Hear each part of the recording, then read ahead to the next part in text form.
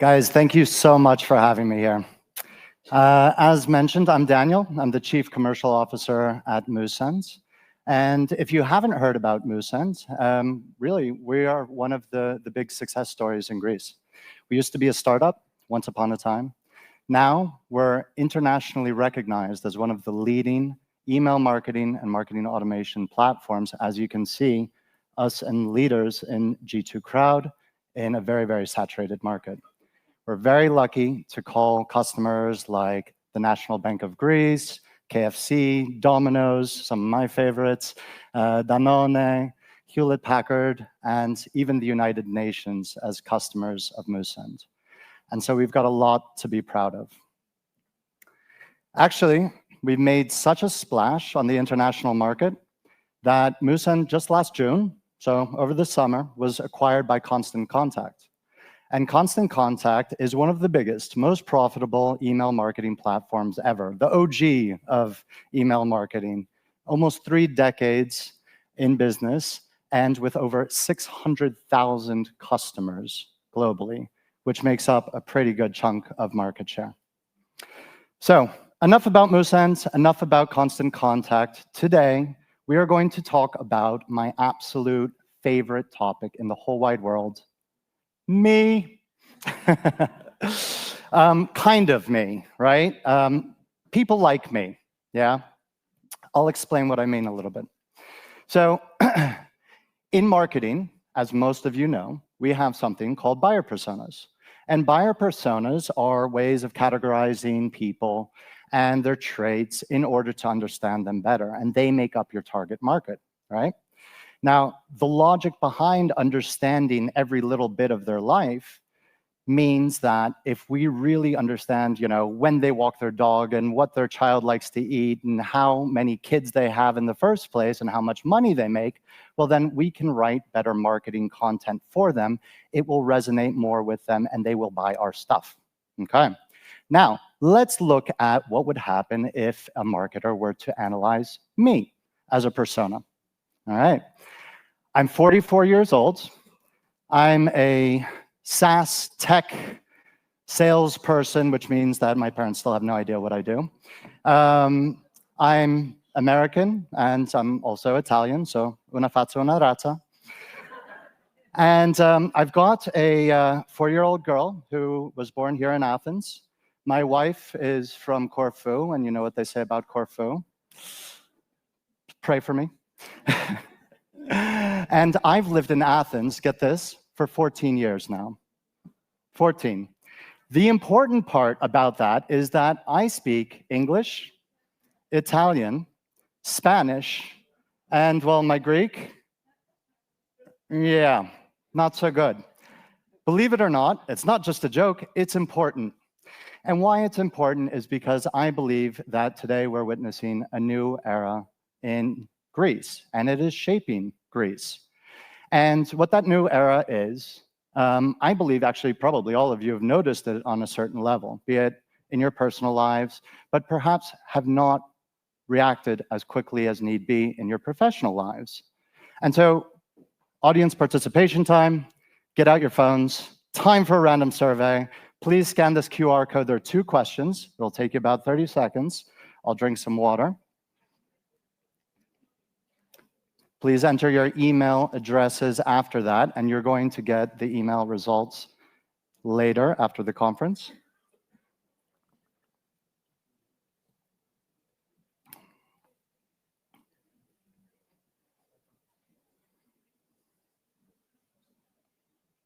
Give you another 5 seconds or so.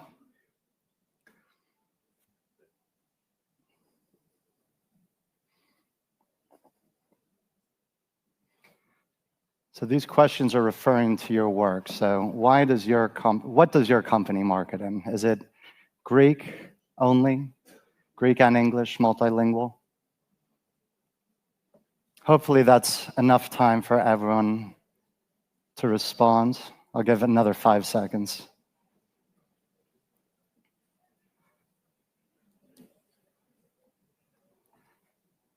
I see people typing away furiously. Hopefully it's not just WhatsApp. All right, I think that's enough. So I want to ask you why you think I asked that question, right? Why am I asking you what your companies are marketing in? Greek only, English and Greek, or multilingual? It's pretty simple and it's obvious, right? We live in a post-COVID era where remote work is the norm, right? And so now a lot of people, especially in our industry, can work from wherever we want. And there are a lot of digital nomads, and there are a lot of golden visa applicants that choose Greece as their home. And can you blame them? It's freaking gorgeous here. I know I'm here, and I'm here for a reason, and the beaches help, let me tell you. So there is one thing that we're missing, however, as marketeers, okay? Put that cap back on, and it's a big number.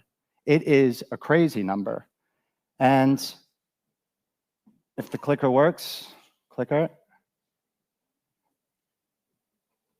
Let's go old school. It is 1.7 billion euros. And that is the estimated amount of spend that foreign-born residents, including golden visa and high net worth earners, like digital nomads, spend every year in Greece, right? This is not tourism. These are not going to bottles of champagne in Mykonos. This is spent every single day in their day-to-day lives. Now, the question is your company capturing it? This is really, really interesting. Greece has basically become a magnet for these new residents. We've got 11.3% foreign-born. And what I found fascinating is this is a law. This is an actual law which says that to become a digital nomad, they have to prove that they make 3,500 euros net of tax. So that's after tax per person just to qualify for Greece. If you've got a spouse, 4,200. You compare that to the average Greek resident's salary of 1,225 euros per month net of tax. And these foreigners, these wealthy foreigners, have a disproportionate share of spending power, right? Finally, you might ask yourself, is this a blip? Is this a post-COVID thing that just is a one-off? No. This increase is happening. In fact, 50% more applicants for golden visas and digital nomad residency occurred in 2025 than last year. So this trend is not going away. They're an increasing force in the spend. Now, is your company actually marketing in Greek only, multilingual, Greek and English? Sadly, the majority of Greek companies are still in Greek only.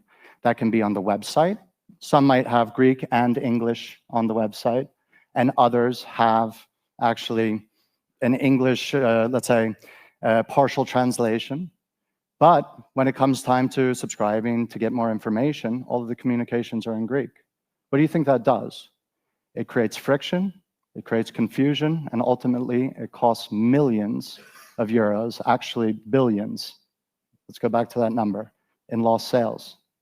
That money is going somewhere. It should be you to capture it. All right, so you get it. What can you do about it? What you can do about it is actually easier than you might think. It is to, first of all, survey your audience. You have the tools to do it. You can create a subscription form or a landing page and ask your current audience, hey, what's your preferred language when you sign up? Is it Greek? Is it English? Is it something else? And then you capture that data. You put it in your CRM. You segment by it. And just try one campaign, one email marketing campaign to non-Greek speakers in English, just as a start. And you're going to be shocked at how well that will resonate and how much engagement you're going to get when you are just going all Greek all the time. Now, shameless plug time, obviously I'd be a fool if I didn't. If you're using an email marketing platform like Moosend, you would have ChatGPT, well, it's actually OpenAI text generation embedded in the newsletter. That's right, you can go into our newsletter editor, you can write prompts in any language, Greek, English, Chinese, Arabic, whatever language you want, and the output, meaning the content in the newsletter, in the subscription forms, or the landing pages, comes out in that language. So, You've got no more excuses. The first step, the tools are there, right? They're easy to use. What's missing is that first step, kind of like what Olga said. Bet big, but bet small. Start with English and see how it goes. So my call to action is really to A, do something where you're sending at least one English campaign to non-Greek speaking customers, your audience group, and then test it, measure it, reiterate, and watch the money come in. Greece is no longer a Greek-only nation. It's multilingual, and if you want, one last call to action, if you scan this QR code, you can book an appointment with me. We can take those first steps together to get you marketing in any language you want and the language that your customers prefer to get you part of that 1.7 billion. Thank you very much.